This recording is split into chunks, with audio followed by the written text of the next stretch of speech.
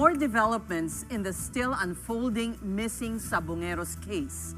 Justice Secretary Boying Remulla reports that 15 cops have been held for their alleged involvement in the crimes. They also have leads as to where the bodies could be buried in Taal Lake. Mobile journalist Merimon Reyes with tonight's big story.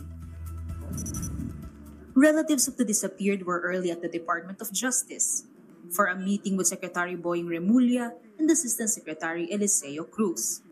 Their appeal that the search for several missing Sabongeros is not another case of justice delayed, justice denied.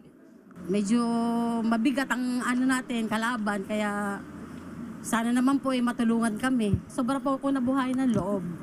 Dahil po sa, akala ko nga po wala na kami pag-asa sa paghahanap sa kanila. Kaya nagpapasalamat po ako. Kahit paano po may nakonsensya na magsabi po ng totoo.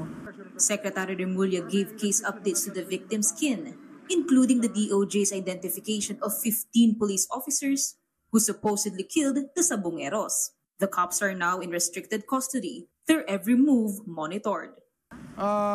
Nag-carry out na executions. Under restricted duty na sila. They have to report already to officers para doon na sila. Para hindi na sila makasakit. In an interview with Radyo 5 anchor Ted Filon on July 4th, the suspect who wants to turn state witness had more revelations and admissions. Julie Dondon Patidongan, alias Totoy, said he did not see the alleged killings firsthand. Patidongan admitted that he only saw the crimes through videos provided him by the executioners before he issued payment vouchers for each successful hit.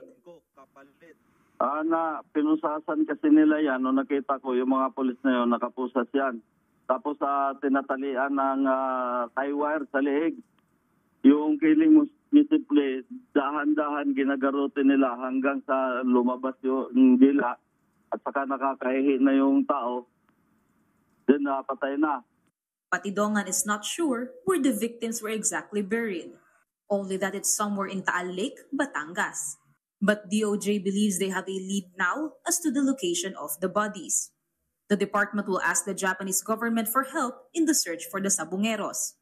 I just signed a letter for the Japanese government asking for assistance para magkaroon tayo ng seabed, lake bed mapping at iba pa mga capabilities ng technology na kailangan natin para dapat dito kasi scientific ang approach eh. Hindi pwedeng chamba-chamba to. Scientific ang approach dito. No date has been set yet for the search, but this is the Justice Chief's assurance to the Los Sabongeros relatives. Hindi namin titigilan to. Talagang kailangan ng hustisya eh. Alam mo, ang kaluluwa natin bilang mga Pilipino nakataya rito. Dapat dito hindi tayo mapayag na pera-pera lang ang naging Panginoon ng Pilipino.